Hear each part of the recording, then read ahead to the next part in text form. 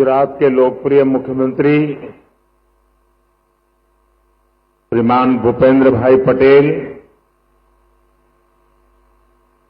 भारत में जापान के राजदूत श्रीमान Keiichi Ono san, Suzuki motor corporation के president Toshihiro Suzuki san, Maruti Suzuki India limited के MD Hitashi Takeuchi san, chairman RC Bhargava, Hansalpur plant के सभी कर्मचारी, अन्य महानुभाव, देवी और सज्जनों, गणेश उत्सव के इस उल्लास में आज भारत की मेक इन इंडिया इस यात्रा में एक नया अध्याय जुड़ रहा है। ये make in India, make for the world हमारे उस लक्ष्य की तरफ एक बड़ी छलांग है। आज से भारत में बने इलेक्ट्रिक व्हीकल्स 100 देशों को एक्सपोर्ट किए जाएंगे।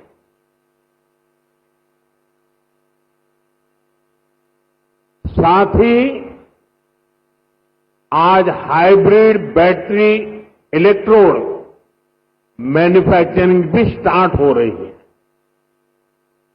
आज का ये दिन भारत और जापान की फ्रेंडशिप को भी नया आयाम दे रहा है। मैं सभी देशवासियों को, जापान को, सुजुकी कंपनी को बहुत बहुत बधाई देता हूं।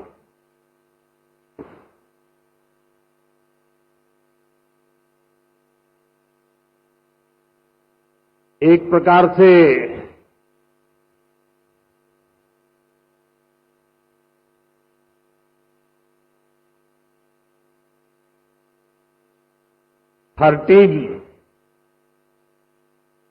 टीन एज का आरंभ होता है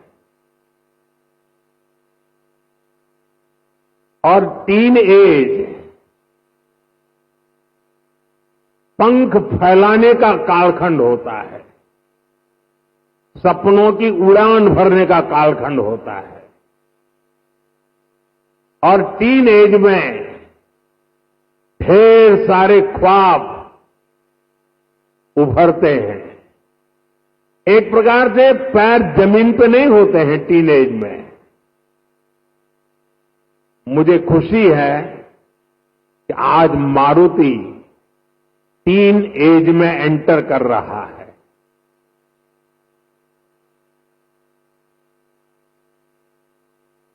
गुजरात का मारुति का टीन एज में प्रवेश यानी आने वाले दिनों में मारुति एक नए पंख फैलाएगा, नए उमंग और उत्साह के साथ आगे बढ़ेगा, ऐसा मेरा पूरा विश्वास है। फ्रेंड्स, भारत की सक्सेस स्टोरी के बीज करीब करीब 13 साल पहले बोए गए थे। 2012 में जब मैं यहां का मुख्यमंत्री था, तब हमने मारुति सुजुकी को हंसलपुर में जमीन अलॉट की थी। विजन उस समय भी आत्मनिर्भर भारत का था, मेक इन इंडिया का था।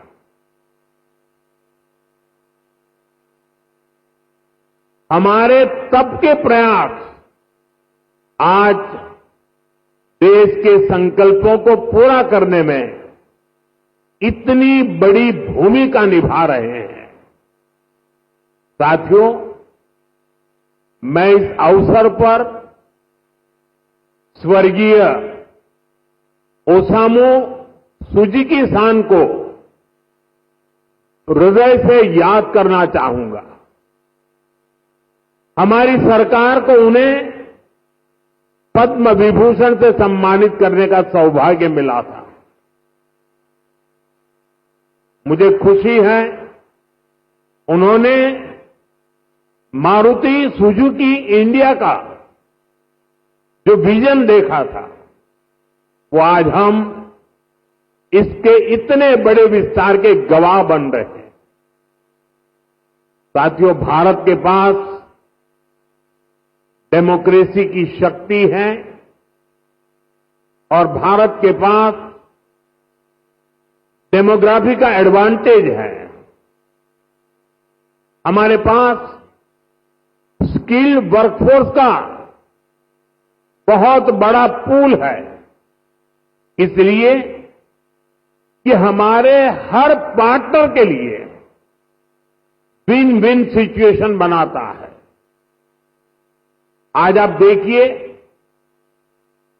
सुजुकी जापान भारत में मैन्युफैक्चरिंग कर रही है और जो गाड़ियां बन रही है वो वापस जापान को एक्सपोर्ट की जा रही है।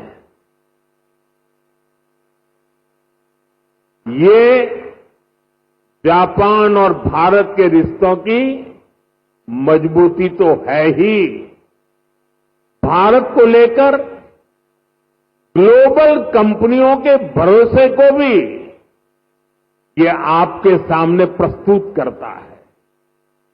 एक तरह से मारुति सुजुकी जैसी कंपनियां मेक इन इंडिया की ब्रांड एम्बेसडर बन चुकी है। लगातार 4 साल से मारुति भारत की सबसे बड़ी कार एक्सपोर्टर है।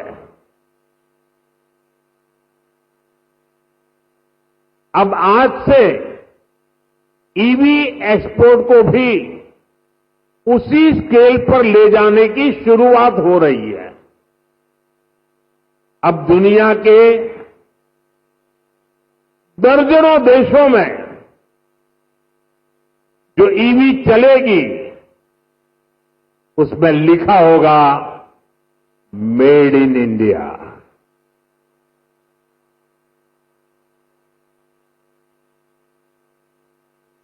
फ्रेंड्स, हम सब जानते हैं ईवी इकोसिस्टम का सबसे क्रिटिकल पार्ट बैटरी है।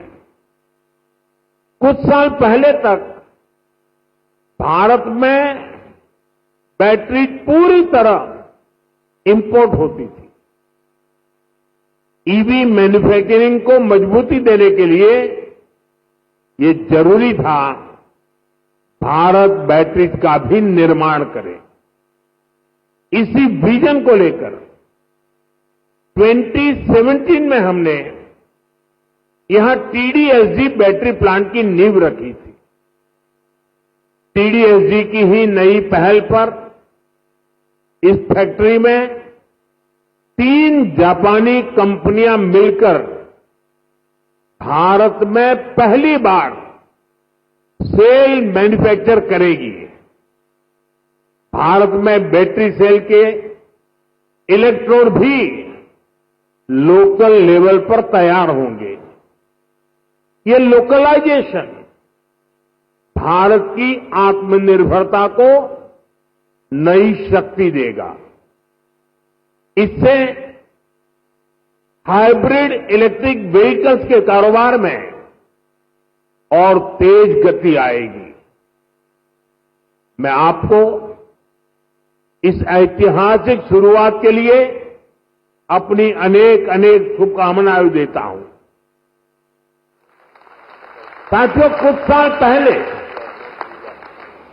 उस समय तक ईवी को केवल एक नए ऑल्टरनेट के तौर पर देखा जाता था, लेकिन मेरा मानना रहा है ईवी कई समस्याओं का ठोस समाधान है। इसलिए पिछले साल मैंने अपनी सिंगापुर विजिट के दौरान कहा था, हम अपनी पुरानी गाड़ियों को, पुरानी एम्बुलेंसेस को हाइब्रिड ईवी में बदल सकते हैं। मारुति सुजुकी ने इस चुनौती को स्वीकार किया और केवल 6 महीने में एक वर्किंग प्रोटोटाइप तैयार कर दिया। अभी मैंने वो हाइब्रिड एम्बुलेंस का प्रोटोटाइप देखा भी है। ये hybrid ambulance PM E drive scheme में पूरी तरह फिट बैठती है।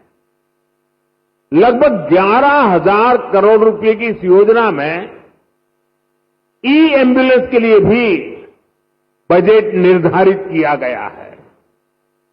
हाइब्रिड ईवी से पॉल्यूशन भी घटेगा और पुराने व्हीकल्स को ट्रांसफॉर्म करने का विकल्प भी मिलेगा। साथियों, क्लीन एनर्जी और क्लीन मोबिलिटी ये हमारा फ्यूचर है।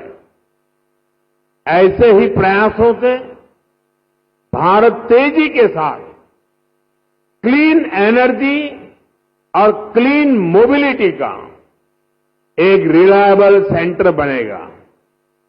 साथियों, आज जब दुनिया सप्लाई चेन डिसरप्शन से जूझ रही है, ऐसे समय में लगता है कि भारत ने पिछले दशक में जो नीतियां बनाई वो देश के कितने काम आ रही है। 2014 में जब मुझे देश ने सेवा का अवसर दिया, उसके बाद से ही हमने इसकी तैयारी शुरू कर दी थी। हमने मेक इन इंडिया अभियान शुरू किया। ग्लोबल और डोमेस्टिक मैन्युफैक्चरर्स दोनों के लिए देश में अनुकूल वातावरण बनाया। भारत में मैन्युफैक्चरिंग एफिशिएंट और ग्लोबली कॉम्पिटिटिव हो, इसके लिए हम इंडस्ट्रियल कॉरिडोर्स बना रहे हैं। हम प्लग एंड प्ले इंफ्रास्ट्रक्चर बना रहे हैं, लॉजिस्टिक पार्क्स बना रहे हैं। भारत कई सेक्टर्स में मैन्युफैक्चरर्स को प्रोडक्शन लिंक इंसेंटिव का बेनिफिट भी दे रहा है। साथियों, हमने कई बड़े रिफॉर्म्स के जरिए इन्वेस्टर्स की पुरानी कठिनाइयों को भी दूर किया। इससे इन्वेस्टर्स के लिए इंडियन मैन्युफैक्चरिंग में इन्वेस्ट करना आसान हुआ है। इसके परिणाम हमारे सामने हैं। इसी दशक में इलेक्ट्रॉनिक्स प्रोडक्शन लगभग 500% बढ़ा है।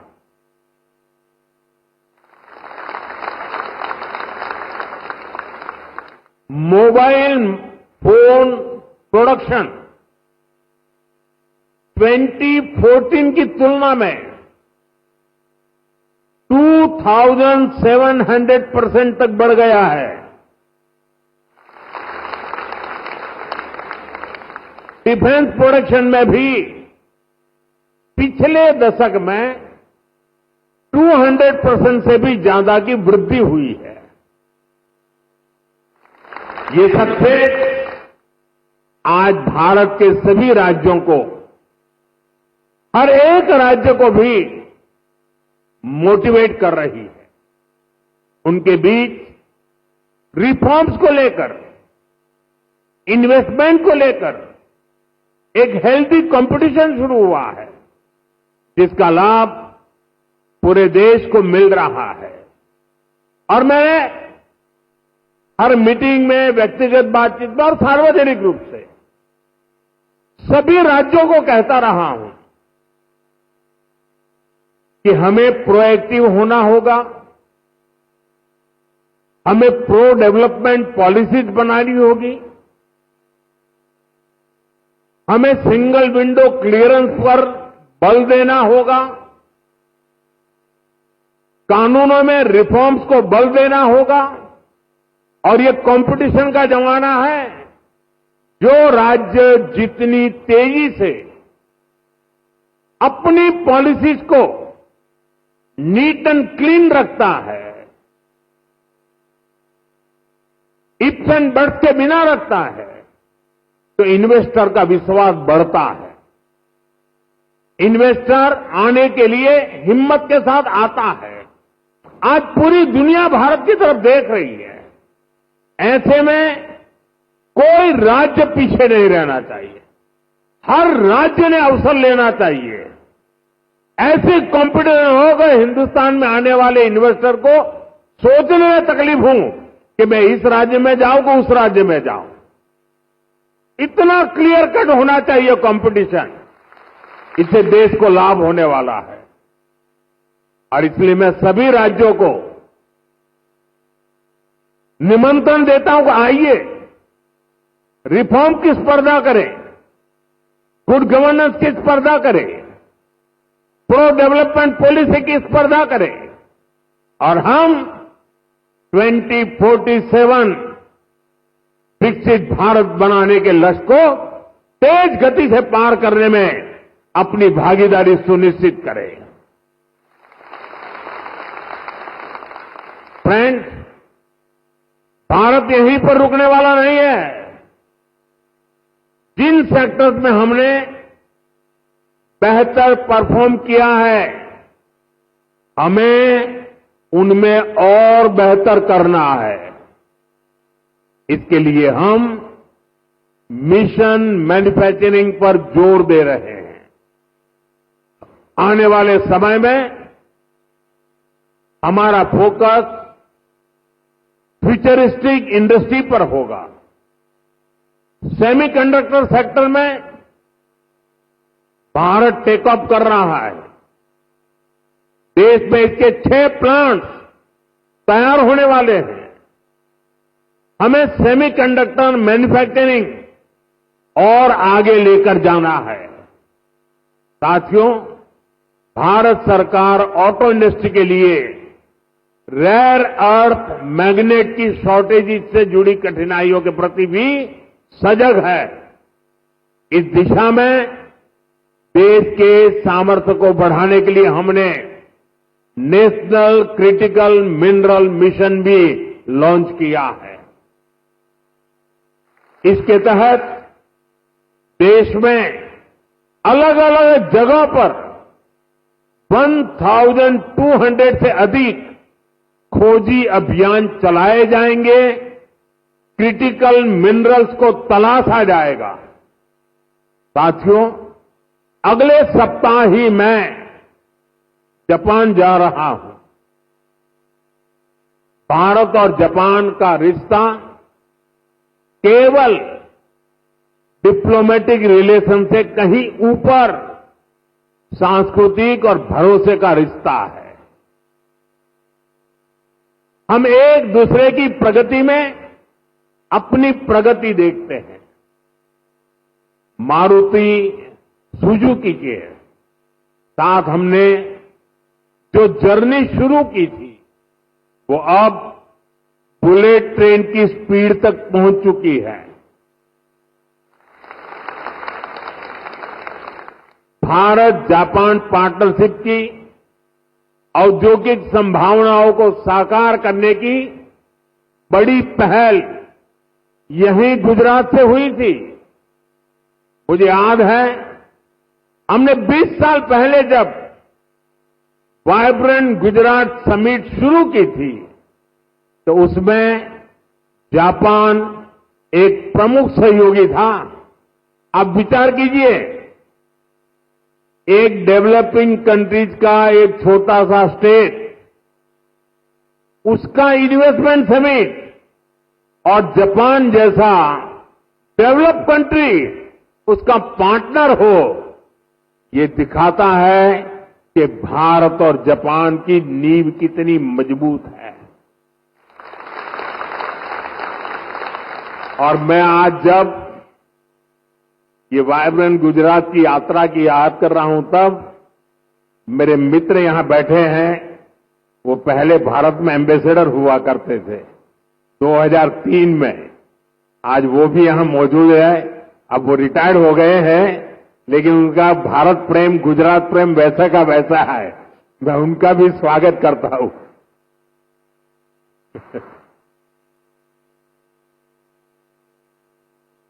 गुजरात के लोगों ने भी जापान के लोगों का उतना ही आत्मीयता से ख्याल रखा। हमने इंडस्ट्री से जुड़े रूल्स एंड रेगुलेशंस जापानी भाषा में प्रिंट करवा कर दिए। जब मैं गुजरात में था, हर छोटी चीज पर मैं ध्यान रखता था। इवन मेरा जो विजिटिंग कार्ड होता था ना, वो भी मैं जापानी में बनाता था।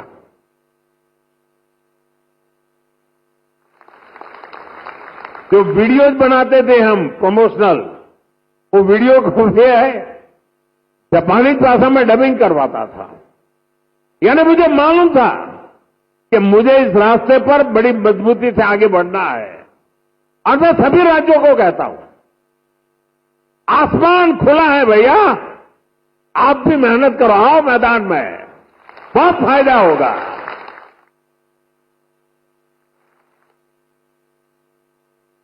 मुझे याद है शुरू में जब जापान के हमारे साथी आते थे, तो मैं नया नया उनकी निकटता मेरी बढ़ती चली जा रही थी, तो उनकी हर चीज को मैं समझ पाता था। मैंने देखा है कि जापानी लोगों का एक नेचर है कि उनको अपना जो कल्चरल इकोसिस्टम है, वो उनकी पहली प्राथमिकता होता है। उसमें जापानी फूड चाहिए। ये जैसे गुजरात के लोग हैं ना, उनका भी ऐसा ही है। वे गुजरात में कहीं सैटरडे संडे को कहीं न कहीं रेस्टोरेंट में खाने की आदी है, तो वहां जाएंगे तो मैक्सिकन फूड मांगेंगे, इटालियन फूड मांगेंगे। लेकिन गुजरात के बाहर कहीं जाएंगे तो गुजराती फूड खोजते रहते हैं। मैंने देखा जापान के लोगों का भी ये स्वभाव है, और इसलिए मैंने यहां जापानी क्विजीन की व्यवस्था कराई। मैंने उसकी एक होटल चेन को बुलाया। मुझे पता है, बाद में मुझे बताया गया कि भाई जापान के लोग हैं, गोल्फ के बिना तो नहीं चल सकता। मैंने उसको भी प्राथमिकता दी, और अपने जापानी साथियों को ध्यान में रखते हुए हमने, जो गुजरात में गोल्फ का नामो निशान नहीं था, 7-8 नए गोल्फ कोर्स डेवलप किए। देखिए, विकास करना है, इन्वेस्टमेंट लाना है, दुनिया को आकर्षित करना है, तो हर बारीकी पर देखना पड़ता है। और हमारे देश में कई राज्य हैं जो करते हैं। जो राज्य पीछे हैं, मेरा उनसे आग्रह है कि आप भी हर बारीकी को अवसर समझिए और विकास की नई दिशा पकड़िए। इतना ही नहीं साथियों, हमारे स्कूल में, हमारे कॉलेजेस में, हमारे यूनिवर्सिटी में बहुत बड़ी मात्रा में जापानी भाषा सिखाने को प्राथमिकता दी जा रही है। बहुत सारे जापानी भाषा सिखाने वाले टीचर्स आज गुजरात में भी है। कई स्कूलों में जापानी भाषा सिखाई जा रही है। साथियों, हमारे इन प्रयासों से भारत जापान के बीच पीपल टू पीपल कनेक्ट बहुत बढ़ रहा है। स्किल और ह्यूमन रिसोर्स से जुड़ी एक दूसरे की जरूरतों को भी हम पूरा कर पा रहे हैं। मैं चाहूंगा मारुति सुजुकी जैसी कंपनियां भी इस तरह के प्रयासों का हिस्सा बने और यूथ एक्सचेंज जैसे प्रयासों को बढ़ाएं। साथियों, हमें इसी तरह आने वाले समय में सभी अहम क्षेत्रों में आगे बढ़ना है। मुझे भरोसा है हमारे आज के प्रयास 2047 के विकसित भारत की इमारत को नई बुलंदी तक लेकर जाएंगे और मुझे भरोसा है कि जापान इस लक्ष्य की प्राप्ति में हमारा भरोसामंद पार्टनर बनकर साथ चलता रहेगा। हमारी दोस्ती अटूट रहेगी और मैं तो कभी कभी कहता था कि जहां तक जापान और भारत का रिश्ता है, ये मेड फॉर ईच अदर वाला रिश्ता है। मैं आज विशेष रूप से मारुति को बहुत बहुत शुभकामनाएं देता हूं और अभी तो ये टीन एज की शुरुआत है। आपको पंख फैलाने हैं, नए सपने बुनने हैं। आपके संकल्पों के लिए, उसकी पूर्ति के लिए हम पूरी शक्ति से आपके साथ हैं। इसी विश्वास के साथ आत्मनिर्भर भारत के अभियान को हम सब आगे बढ़ाएं, वोकल फॉर लोकल बने, स्वदेशी ये हमारा जीवन मंत्र बनना चाहिए। दोस्तों, गर्व से स्वदेशी की तरफ चल पड़ो। और यहां जापान के द्वारा जो चीजें बन रही है ना, ये भी स्वदेशी है। मेरी स्वदेशी की व्याख्या बहुत सिंपल है। पैसा किसका लगता है उससे मुझे कोई लेना देना नहीं है। वो डॉलर है, पाउंड है, वो करेंसी काली है, गोरी है, मुझे कोई लेना देना नहीं है। लेकिन जो प्रोडक्शन है उसमें पसीना मेरे देशवासियों का होगा। पैसा किसी का, पसीना हमारा।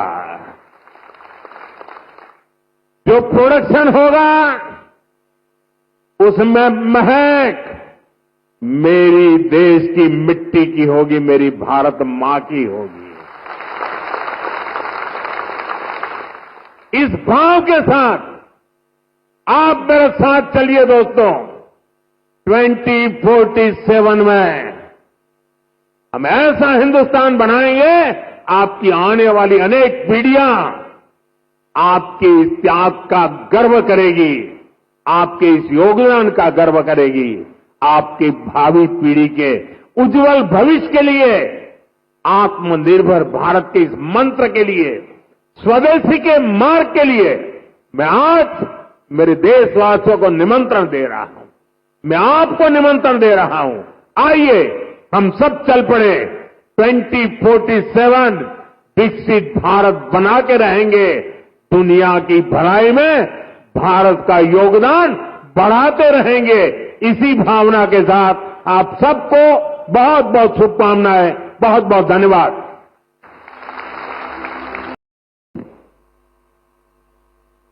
मारुति सुजुकी द्वारा गुजरात में हासुलपुर में hybrid battery electrode manufacturing facility के शुभारंभ अवसर पर हमारे साथ मंच पर उपस्थित विश्व के सर्वाधिक लोकप्रिय नेता और यशस्वी प्रधानमंत्री श्री नरेंद्र भाई मोदी साहब, जापान के भारत स्थित राजदूत श्री यूत Keiichi Ono, Suzuki motor corporation के representative director and president Shri T Suzuki, Maruti Suzuki India limited के MD and CEO Shri H Taki, Maruti Suzuki India limited के चेयरमैन श्री आर.सी. भार्गव तथा उपस्थित सभी आमंत्रित सम्मानीय अतिथिगण और प्रेस मीडिया के मित्र, आप सभी को मेरा नमस्कार। आज का यह दिन केवल एक कार्यक्रम नहीं बल्कि एक ऐसा अवसर है जो गुजरात की इंडस्ट्रियल जर्नी में एक नया स्वर्णिम अध्याय जोड़ने जा रहा है। गुजरात की धरती ने हमेशा से प्रधानमंत्री जी के मार्गदर्शन में विकास और प्रगति का मार्ग अपनाया है।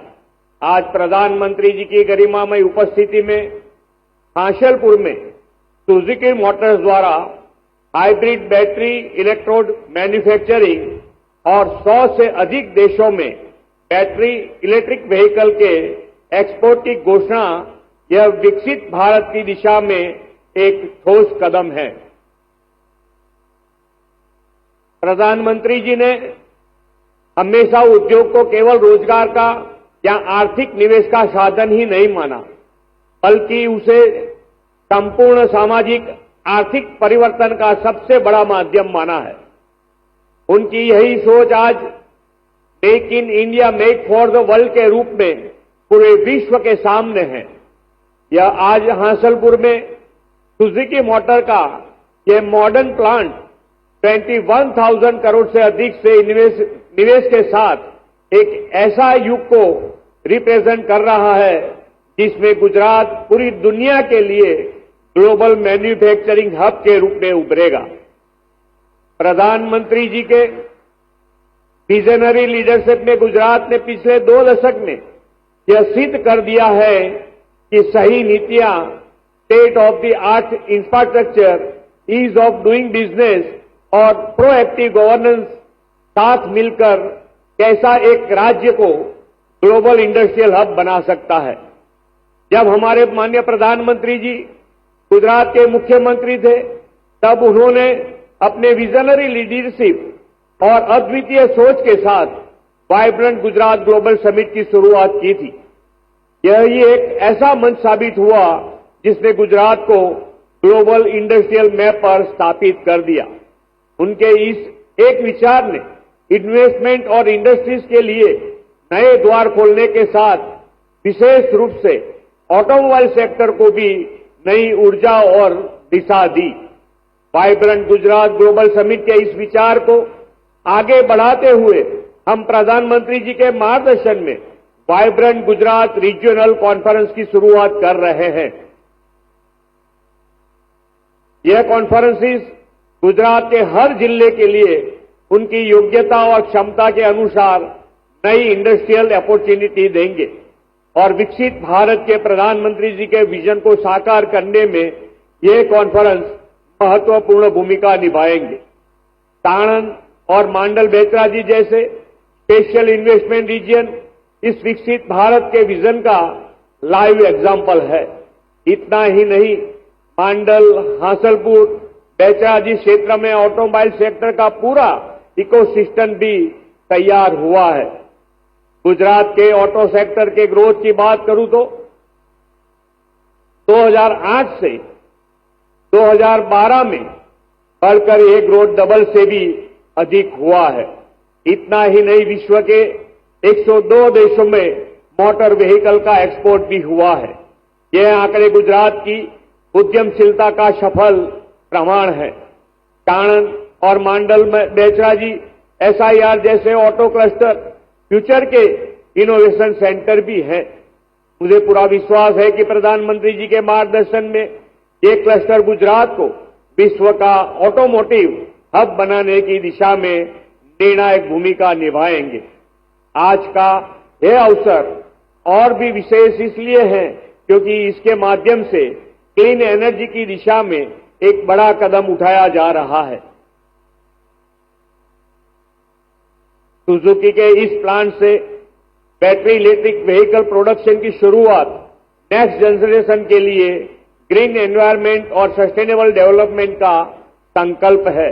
गुजरात और जापान का संबंध विश्वास, व्यापार और संस्कार का है। सुजुकी, तोशिबा, डोशो जैसी कंपनियां का निवेश के लिए गुजरात को चुनना इस विश्वास की सबसे बड़ी मिसाल है। प्रधानमंत्री जी हमेशा कहते हैं कि उद्योग उत्पादन के केंद्रों के साथ आदर्श समाज को दिशा देने वाला इंजन भी है। प्रधानमंत्री जी, आपके मार्गदर्शन में गुजरात ने सीखा है कि विकास और विश्वास साथ मिलकर ही समृद्धि का रास्ता बनाता है। आज हांसलपुर का यह आयोजन इस विकास और विश्वास का जीवंत उदाहरण है। मैं यहां उपस्थित सभी इन्वेस्टर्स, इंडस्ट्रीज फ्रेंड और विशेष रूप से सुजुकी मोटर्स के सभी लीडर्स का आभार व्यक्त करता हूं, जिन्होंने लगातार गुजरात पर विश्वास जताया है। मुझे पूरा विश्वास है कि प्रधानमंत्री जी के मार्गदर्शन में आने वाले वर्षों में गुजरात का ऑटोमोटिव सेक्टर पूरी दुनिया को नई दिशा देगा। आइए हम सब साथ मिलकर भारत की इस अविरत विकास यात्रा के सहभागी बने और एक ऐसे राष्ट्र का निर्माण करें जो 2047 में तक विकास भी बने और विश्व का मार्गदर्शन भी बने। इस विश्वास के साथ मैं यहां उपस्थित सभी महानुभावों का एक बार फिर धन्यवाद देते हुए अपनी वाणी को विराम देता हूं। भारत माता की जय, वंदे मातरम, जय जय गरवी गुजरात।